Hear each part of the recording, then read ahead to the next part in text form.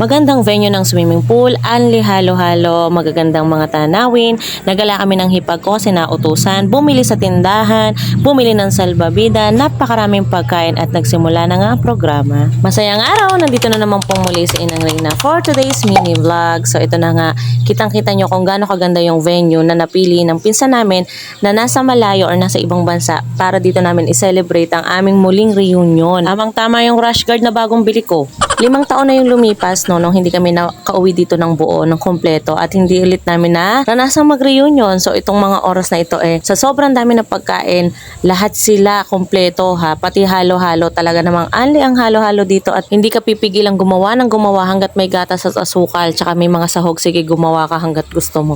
Hanggat hindi ka sumusuko ng halo-halo, kumain ka. Ang mahal-mahal lang halo-halo dito sa Cavite, kaya naman sa Bataan talaga sinulit kong maigi ang pagtitimpla at pagkain ng halo-halo. Bali kasi parang dito sa Bataan, tradisyon na nung family nila daddy, nung Alejandrino family ang mag-celebrate ng mahal na araw or ng Holy Week. Ayan, so naghahanda talaga sila kapag Biyernes Santo, tapos doon nagkikita-kita sa bahay. And then, Sabado de Gloria, gaganapin naman yung outing, family outing, reunion. So, doon naman talaga makukumpleto halos lahat. Kasi kapag Biyernes Santo, mayroon pa rin hindi nagpupunta kasi nga medyo mainit talaga doon sa Bataan. So, kapag lahat kayo nagsama-sama sa iisang bahay at nagsama-sama sa iisang lugar, parang medyo sobrang init na talaga yung kalalabasan.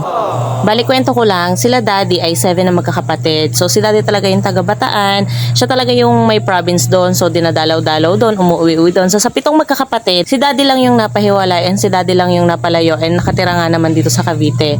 And then the rest of the family, nandun lang sila sa Bataan, though magkakaibang bayan din, pero magkakalapit pa rin. So kaya naman nung nag-pandemic, ilang taon kaming hindi nakauwi and then masyadong matagal yung panahon na lumipas nang hindi namin nakita ang isa't isa.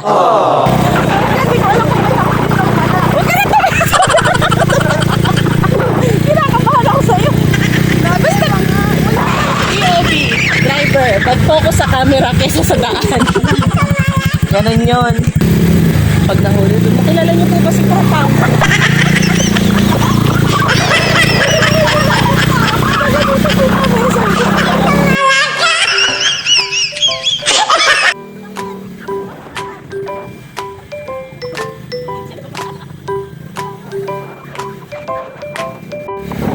Hello, grabe. Ganito maganda yung place na nakikita natin. Tingnan nyo yung, tingnan nyo yun. Nakikita. What? Nagkaroon ng kaya, hindi ko pa napakita yung view. Hi guys! So, nakikita nyo lang yung mga view na nakikita namin dito. Matatawa din kayo. At ito na nga, sa mga oras na ito, nakahanap na kami ng tindahan. So, kaya kami nakamotor kanina kasi naghahanap po kami ng tindahan. At sa dami naming halo-halong timplahin, wala po pala kami nadalang asukal. Ang daming gatas pero walang asukal. So, ayun, nakabili kami ng mga 2 kilong asukal po para nga po dun sa halo-halo. And then, ayan, nakakain ako ng Cloud9. Muntik pang hindi mabayaran, buti na lang nakita ni ate.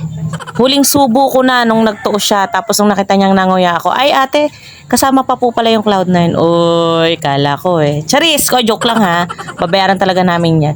So ito na, pabalik na kami sa may resort. Diba? Sobrang ganda ng view. So kahit napakainit sa lugar na to, kung ganito na makaganda yung mga view na nakikita mo, puro green, may bundok sa harapan. Pagising mo sa umaga, nagkakape ka, ganyan yung view mo.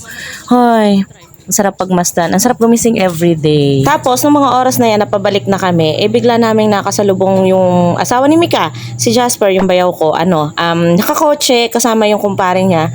So, lalabas din sila at bibili daw sila ng salbabida sa labas. So, ito na nga. So, ang nangyari, sabi namin, ibabalik lang namin yung mga binili namin or dadalhin lang namin yung binili namin. And then, sumunod na lang sila kasi sasama din kami. Kasi naman, Diyos ko po, alam nyo na, kapag may mga toddler ka, tapos may mga ibang bata na may salbabida, hindi papayag na wala sila. At ituloy natin ang kwento. Ito na nga, nakarating na po kami sa may Samal, sa palengke po ng Samal. Doon na po kami nag-ikot-ikot ng salbabida para sa mga bata. So, nung mga oras na yan kasi wala akong dalang pera. So, syempre, ang tati to the rescue, no? So, nagpahiram muna siya sa akin. Binilhan ko ng isang salbabida ang 2 bata. Pero hindi ko naman ina-expect na talaga namang ang pinakamabait kong anak na si Reyna. Diyos ko po, pinagdamutan na ang ate. Hindi ko alam kung saan nagmana yun. Bali, ang bili ko dyan sa salbabida na yan is 150. Hindi ko naman pwedeng bilhan silang dalawa dahil sigurado naman ako, after ng swimming, hindi na rin naman magagamit, no? So, for the tipid din ng persons.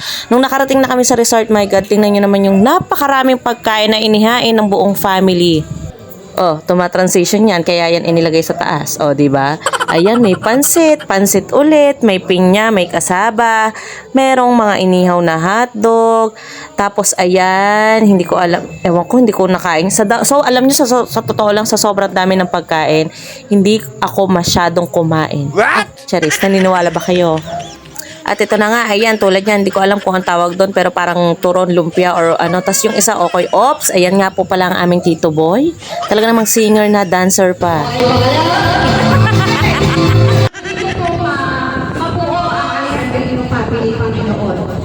At ito na nga, so nagdasal na po para magsimula ng ating programa, and maraming video pa akong i-upload para sa part 2. Follow nyo lang ako and share and like po, syempre. Hindi ko na kayang mag voice over, naglalaba kasi ako.